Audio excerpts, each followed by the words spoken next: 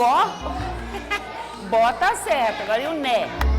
Uma descoberta que se inicia nos primeiros anos de vida. As letras, números e símbolos estão por toda parte. O desafio da alfabetização começa em casa e se desenvolve na escola. Mala, picolé, tomate, violão, macaco, empada, fada, elefante, unha, coelho.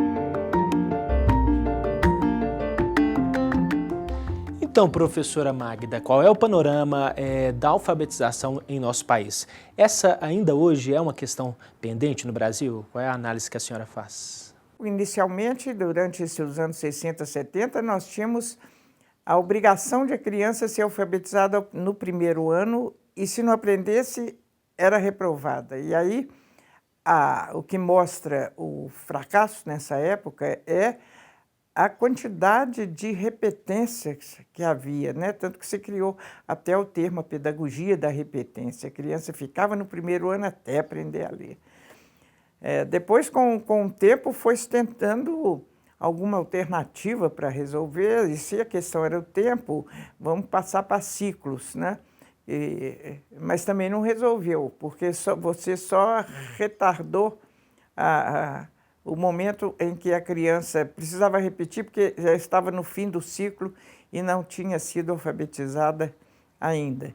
Aí outras providências, então, dentro do ciclo não tem reprovação, às vezes de um ciclo para outro não tem reprovação, como se isso resolvesse o problema da aprendizagem da língua escrita. Se o problema fosse apenas uma questão do tempo e, ao lado do tempo, uma questão de método. Então, nós passamos décadas e décadas com divergências em torno de métodos e sucessivas substituições de métodos, a cada vez este considerado melhor do que aquele, e essa é uma questão de substituir um por outro, é o que se chama um movimento pendular, né, na área dos métodos de alfabetização.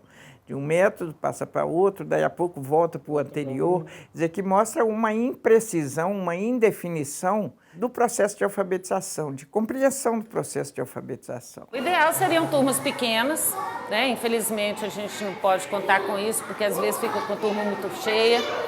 E como vocês viram aí, quanto menos aluno, mais a gente pode acompanhar individualmente. Então, eles com acompanhamento mais de perto, eles teriam um rendimento maior. E isso não acontece em toda escola. Tem escola que tem a turma com 30, 35 alunos. Olho, elefante, bicicleta, borboleta, mamadeira, sorvete, melão, bruxa, sorvete. Nós avançamos, não avançamos, professora? Eu diria assim, o percentual de crianças que chegam numa determinada idade considerada, digamos, mais adequada para saber ler e escrever, esse percentual vem aumentando ou não vem, apesar ainda dos desafios? Não, aumenta. Nós temos, em termos de quantidade, nós não podemos reclamar. Em termos de acesso das crianças às escolas, na faixa do ensino fundamental, sobretudo das séries iniciais do ensino fundamental, o país tem oferecido escolas e lugar na sala de aula para todas as crianças. Mas essa quantidade não foi acompanhada de qualidade. Então, há mais crianças na escola não aprendendo a ler e a escrever. Acho que a situação é muito essa.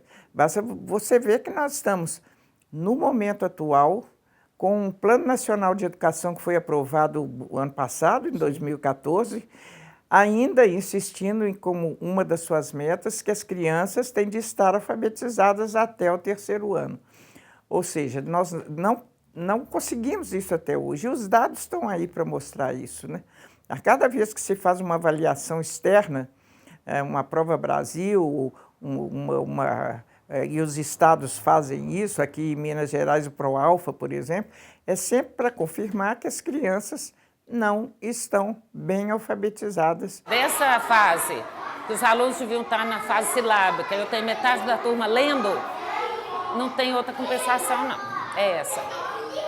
Porque salarial, porque de reconhecimento de família, nada disso a gente tem.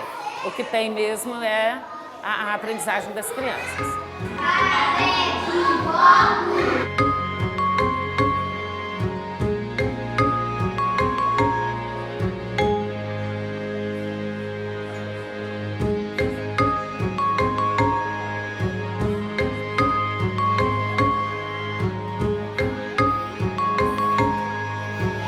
Isso, ônibus. Por que há tanto tempo, então, o Brasil enfrenta dificuldades em alfabetizar as suas crianças? Quais são os motivos? É uma questão só de método? Não é, né? É um problema que nem é só brasileiro, é um problema mais amplo, porque, veja bem, nós como humanidade, como povos ocidentais, como brasileiros, descobrimos ou reconhecemos a necessidade de que as pessoas aprendessem a ler e a escrever antes de sabermos como é que as pessoas aprendem a ler e a escrever. Então, nós procuramos alternativas em ensino. Como ensinar crianças a ler e escrever sem saber por que processos cognitivos, linguísticos, as crianças aprendem a ler e escrever. Então, você tem um método que quase sempre, ou muitas vezes, não está acompanhando esse processo da criança, que é um desenvolvimento cognitivo, né, da criança desde pequena, desde a educação infantil, ao longo do tempo, e um desenvolvimento linguístico. Porque aprender a ler e escrever é uma questão que depende fundamentalmente do cognitivo, de operações cognitivas da criança, né, e de desenvolvimento linguístico, para que ela tenha condições de aprender um sistema de representação que é muito complexo. E pensa bem, uma criança ter de aprender que você, quando escreve, você não escreve aquilo sobre o qual você está falando, mas você escreve o som das palavras que você está usando para falar de alguma coisa. Então, registrar os sons. Nesse sentido, professora Magda, quais são hoje os métodos, digamos, mais adequados, mais indicados, que dialogam de forma correta com esse processo de aprendizagem? Quando você fala método de alfabetização, as pessoas, a contra-pergunta é sempre assim: qual método? Você é a favor de qual método? Exatamente. Né? Do global, do fônico, do silábico? Né? E não é essa a questão, porque cada um desses métodos tem o seu valor se considerar que eles estão desenvolvendo um aspecto do desenvolvimento da criança, mas estão abandonando os outros aspectos do desenvolvimento da criança, né? E tanto linguístico quanto cognitivo. Isso tem que começar na educação infantil. Esse é outro dado que é importante, que a alfabetização não se inaugura no ensino fundamental. Até se a gente fosse ser bem claro, a alfabetização se inaugura quando a criança nasce. Nasce num contexto em que a escrita é muito presente, né? Porque a criança pequena, 1 ano, 1 ano e meio, até antes disso, ela está olhando em volta, seja de que camada social for. Ela está olhando em volta e está vendo coisas escritas. Desde o jornal que vem embrulhando uma compra, a sacola da mãe trazendo uma compra, o rótulo dos produtos em casa, a conta de luz que o pai recebe e fica lá olhando para aquele papel, né, cheio de risquinho, ela está sabendo que isso ali é escrita. Dentro da educação infantil, né, as crianças aprendem brincando. Então, nós trabalhamos com jogos, poesias, parlendas. Então, eles, sem perceber, eles terminam aprendendo, né? Eles vão adquirindo esse conhecimento, vão desenvolvendo através de brincadeiras.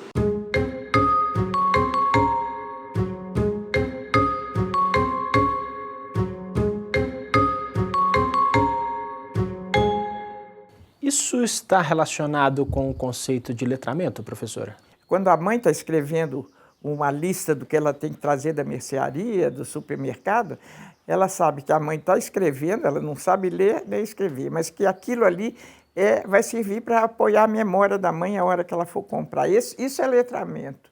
Então, os usos sociais que são feitos da leitura e da escrita, e com os quais a criança vai convivendo desde muito cedo. Né? E cabe à escola ampliar esses usos sociais para outros gêneros, para carta, para interpretar uma publicidade, etc. Esses usos que o ser humano faz da língua escrita, tanto do ler quanto do escrever. Nesse sentido, uma pessoa alfabetizada pode não ser letrada? Você tem a pessoa que não é alfabetizada, mas que conhece usos da escrita e até faz uso da escrita, fazem uso da escrita, né? Eu me lembro sempre que, quando eu menciono isso, do filme Central do Brasil, né? Sim. Lembra que as pessoas iam lá na Dora, né, na Estação Central do Rio, pedir para ela escrever uma carta que eles gostariam de mandar para uma pessoa que ficou lá, não sei aonde e tal, e sentam-se ali e ditam para ela. Quer dizer, eles não sabem ler e escrever, mas eles sabem que há um gênero, carta, um papel, que você coloca as suas mensagens e que isso vai comunicar-se com outra pessoa à distância.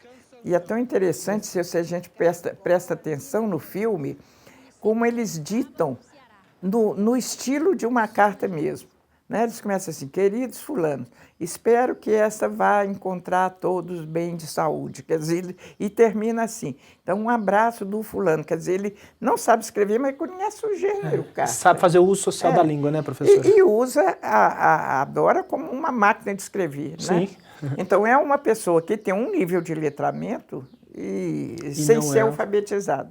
Então, essa é a relação que a gente pode fazer entre uma coisa e outra. Jesus, você foi a pior coisa que já me aconteceu. Só escrevo porque teu filho Josué me pediu. Eu falei para ele que você não vale nada. Mas ainda assim, o menino pôs na ideia que quer te conhecer.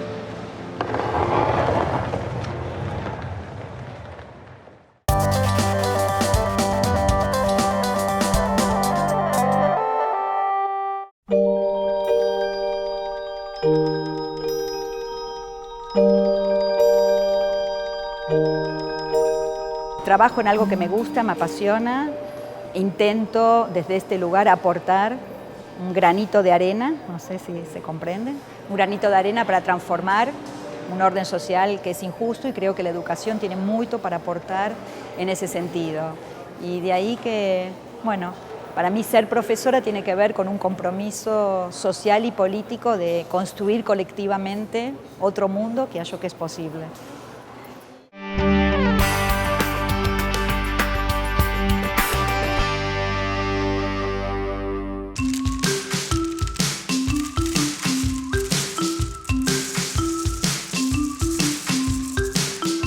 Aos poucos, as primeiras palavras ganham forma e a satisfação de alunos e professores pode ser notada quando o aprendizado é alcançado.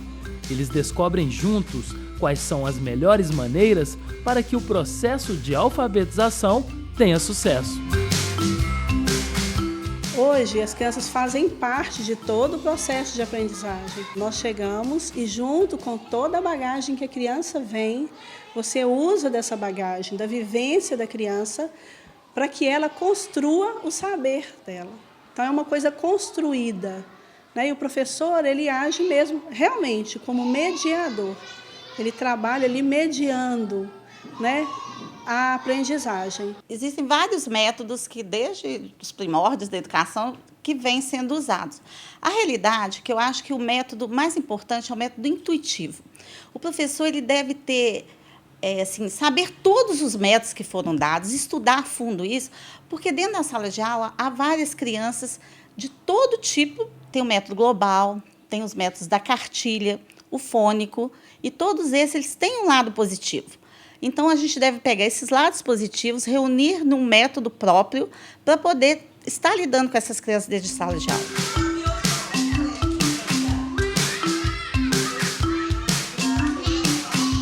Agora, professora Magda, vamos falar um pouco do ponto de vista dos professores. Quais são as principais dificuldades encontradas por eles nesse processo de alfabetização das crianças aqui em nosso país? Essa preocupação histórica com métodos, né, não ataca a questão fundamental, que é que aqueles e aquelas que vão alfabetizar entendam, primeiro, esse objeto que é a língua escrita. O que é isso? O que é um sistema alfabético de escrita? Né? Segundo, entendam o desenvolvimento cognitivo da criança. Terceiro, entendam o desenvolvimento linguístico, fonológico da criança. Né? Quarto, né? Já cheguei no quarto. Quarto, entendam a representação do som são as letras, porque todo mundo acha que letra é óbvio, A, B, C é óbvio, não é óbvio. Para a criança entender que aqueles risquinhos representam um som, né, e não são objetos, são representações abstratas, isso também, tudo isso tem que ser orientado, acompanhando o desenvolvimento da criança, nas várias etapas pelas quais ela passa à medida que ela vai amadurecendo, fazendo sempre a conjugação do desenvolvimento da criança, desenvolvimento que é aquilo que vem de dentro para fora, com a aprendizagem, que é aquilo que vem de fora para dentro. A aprendizagem é atuar sobre o desenvolvimento, e o desenvolvimento mostrar o que é permitido fazer para que ela aprenda. Daí, como é que eles vão criar procedimentos para desenvolver essa criança em todos esses aspectos de forma integrada, né, ao mesmo tempo contemporânea, mas respeitando as teorias que iluminam cada um desses aspectos. Né? Então, são vários procedimentos que têm que ser realizados em sala de aula e junto às crianças, integradamente, né, para que você chegue à aprendizagem satisfatória do ler e do escrever. Na rede privada, a gente ainda está muito focada nos conteúdos. Então, a gente vem perdendo na educação infantil essa parte do aprender fazendo. Então, a criança está tendo poucas oportunidades para trabalhar a coordenação motora, como rasgar, recortar na educação infantil, e isso está refletindo nos anos seguintes da criança. Então, a nossa preocupação toda é em relação a criar esse ambiente alfabetizador desde o maternal, mas não esquecendo que a criança é um ser humano, ele precisa criar habilidades suficientes para ele poder desenvolver pelo longo da vida. O ambiente alfabetizador ele tem que ser prazeroso, ele tem que ter cores, ele tem que ter atrativos para a criança ter vontade de ir para a escola. Pode ser grande ou pequenina, um é bem jovem, outro é de idade, nada é defeito, nem qualidade. Obrigada! E a partir de quando começar esse processo de alfabetização, professora? Começar, é interessante o seguinte, ninguém discute quando o país determinou que aos 7 anos a criança vai ser alfabetizada. E depois passou para 6, ninguém discutiu, quer dizer, o povo da educação infantil discutiu, porque roubaram os alunos de 6 anos deles, né, e disseram que a partir dos 6 anos a criança pode... Essa é uma afirmação equivocada, porque não é o adulto que determina, não é o adulto que determina em que momento que a criança vai começar a se alfabetizar. É muita pretensão. A criança está se desenvolvendo numa sociedade cercada de palavra escrita, vendo as pessoas lerem e escreverem, da mesma forma que ela tem curiosidade e pergunta por que isso? Por que aquilo ali que derreteu? Por que isso caiu? Ela pergunta por que você está escrevendo desse jeito aí? Ela tem perguntas. O equívoco que está aí é não ver, não enxergar, não compreender o processo de alfabetização como um processo contínuo, que começa quando a criança ainda é muito pequena, nem entrou na educação infantil ainda, né?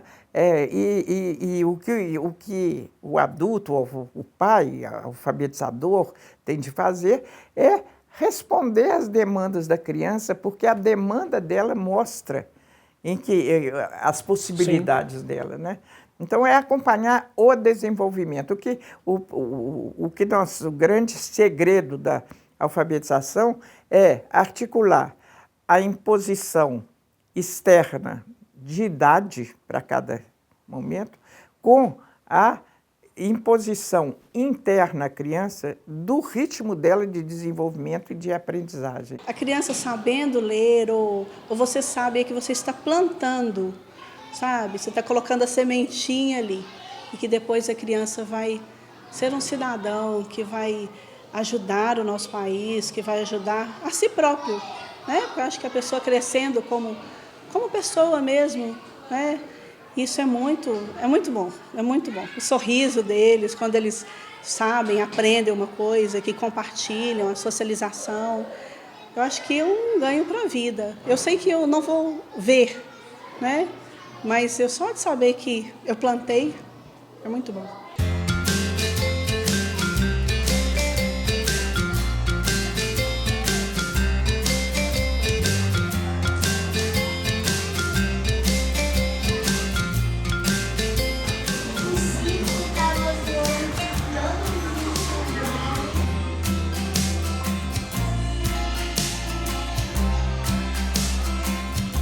Professora Magda, para a gente terminar então esse nosso bate-papo, qual é a análise que a senhora faria do panorama da educação em nosso país? O problema, talvez, para mim, que me toca mais fundo, é o problema da escola pública, que é a escola para a população que mais precisa da escola e que é sempre mais,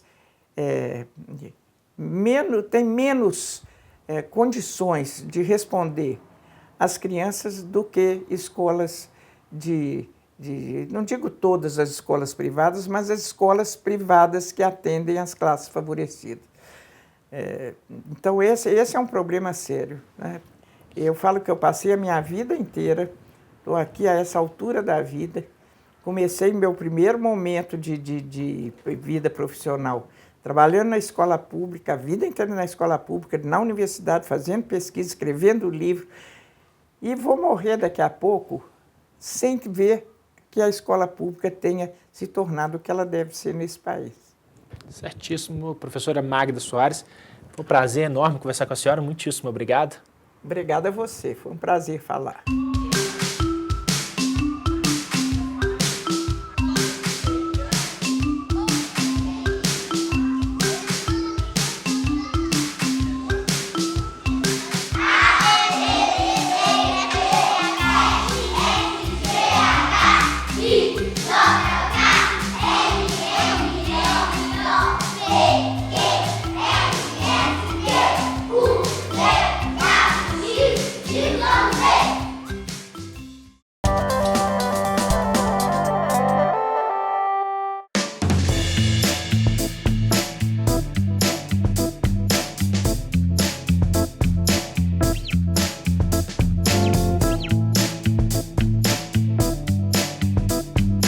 Próximos anos que se avizinham são anos de muita luta e nós, essa chapa eleita, da qual eu estou como presidente, ela terá um cenário de grande luta, de grandes lutas pela frente, mas a certeza de que conta com uma categoria coesa, uma categoria que entende o seu papel e que participará ativamente desse sindicato, como sempre fez.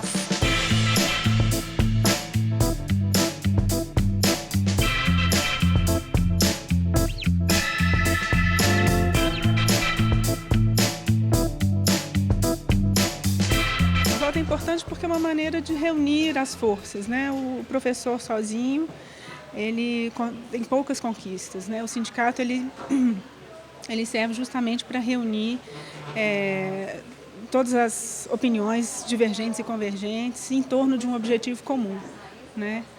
Então, eu acho que é importante a votação, porque o sindicato nos representa, né?